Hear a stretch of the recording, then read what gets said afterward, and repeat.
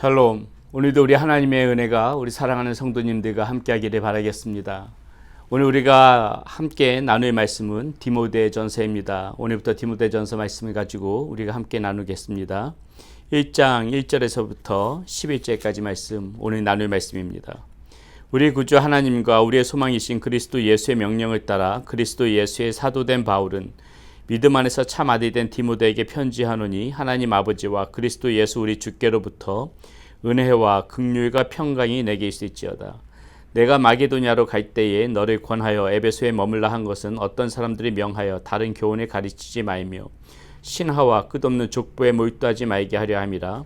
이런 것은 믿음 안에 있는 하나님의 경륜의 이름보다 도리어 변론을 내는 것이라. 이 교훈의 목적은 청결한 믿음과 선한 양심과 거짓이 없는 믿음에서 나오는 사랑이거늘 사람들이 이에 벗어나 헛된 말에 빠져 율법의 선생이 되려 하나 자기가 말하는 것이나 자기가 확증하는 것도 깨닫지 못하는도다. 그러나 율법은 사람이 그것을 적법하게만 쓰면 선한 것임을 우리는 아노라. 알 것은 이것이니 율법은 옳은 사람을 위하여 세운 것이 아니요 오직 불법한 자와 복종하지 아니하는 자와 경건하지 아니한 자와 죄인과 거룩하지 아니한 자와 망령된 자와 아버지를 죽이는 자와 어머니를 죽이는 자와 살인하는 자며 음행하는 자와 남색하는 자와 인신매매를 하는 자와 거짓말하는 자와 거짓 맹세하는 자와 기타 바른 교훈을 거스르는 자를 위함이니 이 교훈은 내게 맡기신 바 복되신 하나님의 영광의 복음을 따름이니라. 아멘. 디모데전서는 사도 바울이 자신의 사랑하는 제자 디모데에게 보낸 편지 글입니다. 이 당시 이 디모데는 에베소 교회에 그러한 목사로 있었는데 그 에베소 교회에 여러 가지 문제점들이 있었어요. 그러니까는 사도 바울은 이 디모데에게 이 편지를 보내면서 그들이 바로 잘 세워질 것과 그리고 이 디모데가 목회함에 있어서 이 사도 바울이 이렇게 지금 격려하는 차원에서 지금 이런 편지 이 디모데전서가 쓰여졌다고 보시면 될 것 같습니다. 오늘 말씀 가운데 보게 되면은 이 에베소 교회가 가지고 있는 여러 가지 문제점들이 나오게 되는데 이제 이 사도 바울은 디모데를 통하여서 그런 것을 바로 잡아줬으면 좋겠다 하는 취지로 오늘 이 말씀이 시작되어지고 있죠. 자, 1장 3절에 보게 되게 되면은 1장 3절에 보게 되면 사도 바울이 지금 디모데에게 이런 얘기를 합니다.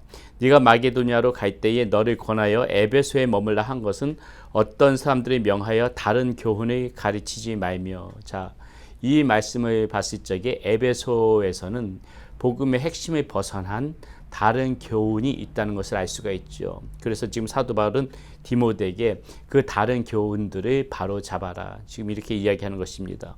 그렇다면 지금 에베소 교회에 나타나 있는 다른 교훈이란 무엇일까요? 4절에 보니까는 첫 번째 이렇게 나와 있습니다. 신하와 끝없는 족보에 몰두하지 말게 하려 함이라. 신하와 족보에 끝없는 족보에 몰두하지 말게 하려 함이라. 이렇게 지금 얘기하고 있죠. 에베소 교회에 지금 이러한 현상이 있다는 것입니다. 신화가 있고 거기에 따른 족보가 있다는 것이에요. 무슨 말이냐면은 이 신화라는 것이 무슨 말이냐면은요. 이 에베소 사람들은 지금 이 교회 내에 어떤 것이 팽배되어 있냐면은 이 구약에 이 성경에 말씀이 나와 있는 이 구약에 자신들이 여러 가지 전설들을 덧붙인 것입니다. 거기에 사람 이름도 만들어 놓고 사건들도 만들어 놓고 성경 이외에 자신들이 거기다 전설들을 추가를 했다는 것이죠. 마치 신화처럼요. 이런 것이 지금 에베소 교회에서 통용되고 있었다는 것입니다. 이렇게 신화들을 만들어 놓고 거기에 또 없는 사람 이름도 붙이고 하니까는 어떻습니까? 이 족보가 확대되어지는 거예요. 성경에 나타나 있는 이 구약 인물들, 구약의 사람들 이외에 전설에서 추가되어진 그러한 사람들까지 이렇게 확대되어져서 족보조차도 확대되어져 있는 것이 지금 이 에베소 교회에서 나타나 있는 현상이다. 지금 이 얘기를 하고 있는 것입니다. 잘못되어진 것이죠. 성경이 완전히 왜곡되어진 것입니다. 그래서 지금 그 사도 바울은 그 부분을 지적하고 있는 거예요. 신화와 끝없는 족보에 몰두하지 말게 하려 함이라. 이런 것은 믿음 안에 있는 하나님의 경륜의 이름보다 도리어 변론을 내는 것이니라. 하나님의 말씀에만 묶여있지 않고 그것을 왜곡시키고 확대시키다 보니까는 이제 이것이 맞으니 이 전설, 이 신화가 원래는 있었다는 등 이런 식으로 변론이 생긴다는 것이죠. 이런 문제가 있기 때문에 이것을 지금 바로 잡아라. 이렇게 지금 이야기하고 있는 것이고요. 또 하나 지금 그 사도 바울이 이야기하고 있는 부분은 뭐냐면은 이 율법의 선생들이란 사람들이 이 율법의 본질에 대한 핵심을 이해하지 못하고 잘못된 가르침을 가르치고 있다. 지금 이 얘기를 하고 있는 것입니다. 율법에 묶여서 율법의 그것에 따라서 그 율법의 핵심, 이 율법의 그런 진실된 그런 진리, 이런 핵심은 모두 비껴나간 채 그저 이 형식적인 이 율법에만 묶여서 율법주의적으로 살아가는 것이 옳다고 생각하는 그런 거짓 율법 선생들이 있는데, 오늘 7절의 말씀에 보면 뭐라 그럽니까? 이 율법의 선생이 되려 하나 자기가 말하는 것이나 자기가 확정하는 것도 깨닫지 못하는도다. 지금 이렇게 얘기하죠.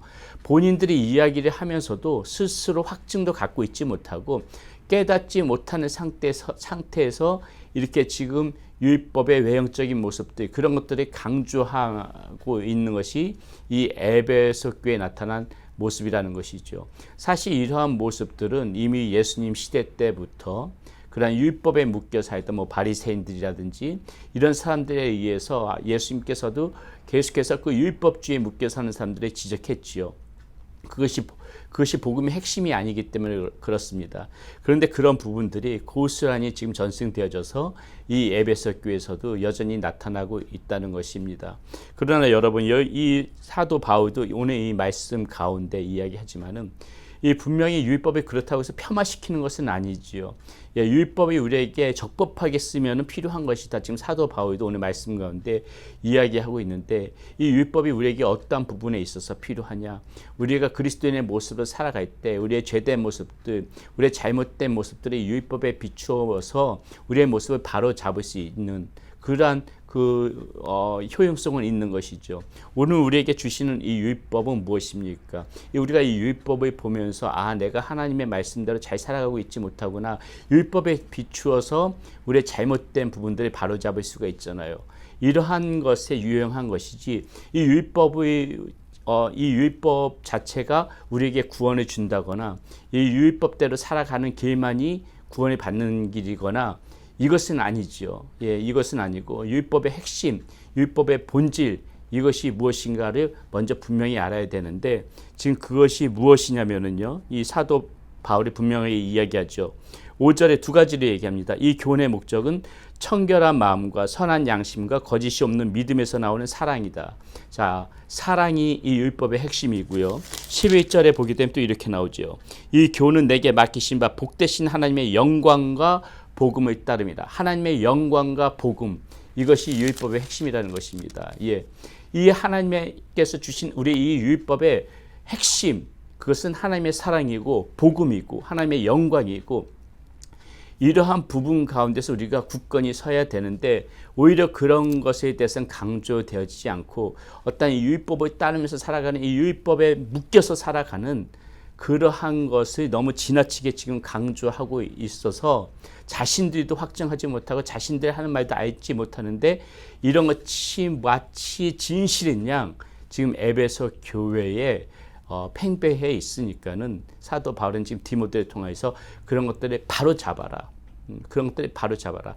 율법은 우리 죄를 반추해 보면서 그것을 고쳐나가는 데 필요한 것이지, 핵심은 하나님의 사랑과 복음과 하나님의 영광이다. 그것을 분명하게 이 에베소 교인들에게 가르쳐라. 지금 그러한 취지로 이 말씀을 열어가고 있는 것입니다. 그러므로 여러분, 오늘 우리가 이 말씀을 통하여서 우리가 다시 한번 생각해 볼 거예요. 이 지금 잘못된 교훈, 신화와 끝없는 족보에 지금 몰두해서 이 하나님의 말씀을 왜곡하면서 살아가는 이러한 이 에베소 사람들의 모습을 보면서 우리는 다시 무엇을 생각해야 됩니까? 성경 말씀, 이 말씀만이 우리의 모든 진리가 되심을 알고, 이 말씀을 우리가 정말 바로 알고 제대로 알아야만이 그 누가 거짓된 모습으로 이 말씀을 왜곡해도 우리가 그것을 분명하게 저것은 잘못된 것이구나, 저것은 왜곡된 것이구나, 이것을 우리가 바로 알 수 있지, 우리 자체도 이 말씀을 제대로 잘 알지 못하면은 누가 와서 이런 진짜 거짓된 신화 족보를 늘어나도 속을 수가 있다는 것입니다. 그렇기 때문에 우리가 오늘 말씀을 통해서 알아야 될 것은, 그 어떤 사람이 와서 우리를 이 거짓된 말씀으로 속이려 할지라도 속아 넘어가지 않도록 우리가 스스로 먼저 정말 이 말씀에 대해서 분명한 것을 정말 잘 깨닫고 이 말씀을 공부하고 말씀을 잘 보고 이렇게 함으로 말미암아 우리가 먼저 말씀 가운데 바로 서야지만이 그렇게 흔들리지 않을 수 있다는 거, 우리는 오늘 말씀 가운데 반드시 알아야 되는 것이고요.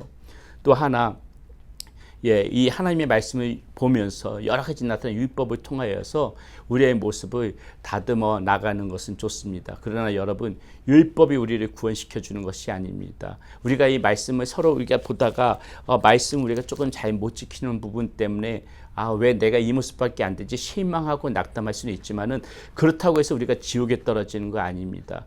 우리가 이 하나님께서 주신 말씀은 우리가 받은 하나님의 자녀로 살아가라고 그렇게 그런 모습들을 가르쳐 주기 위한 말씀이지, 이 복음에서 진실이 된 핵심은 무엇입니까? 바로 이 예수 그리스도에 대한 복음, 우리가 예수 그리스도를 믿음으로 구원받는다는 그 사실은 변치 않는 진실이고요. 그리고 이 말씀 가운데에서 우리가 하나님의 사랑으로 하나가 되어져야 되는 거, 하나님의 사랑해야 되는 거, 하나님 앞에 영광을 올려드리면서 살아가는 것이 우리 인생을 살아가는 목적이라는 거, 이 복음의 핵심과 진실은 항상 우리가 그 마음 가운데 먼저 붙잡고 이 말씀, 율법을 봐야 되는 것이지, 이 복음에 대한, 이 율법에 대한 핵심을 우리가 그것을 도외시한 채 이 율법에만 묶여서 있게 되게 되면은 그것은 잘못된 곁길로 갈 수가 있다는 거, 우리가 말씀 가운데서 분명하게 깨달아야 되겠습니다. 율법의 핵심 우리가 분명하게 알고 말씀을 잘 보고 믿으면서 살아가는 저와 여러분들이 되어지기를 바라겠습니다. 기도합니다.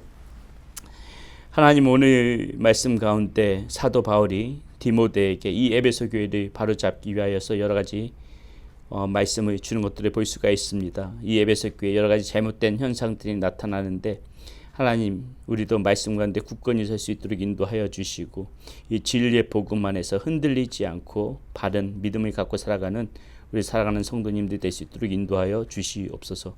우리 주 예수 그리스도 이름으로 감사하며 기도드렸습니다. 아멘.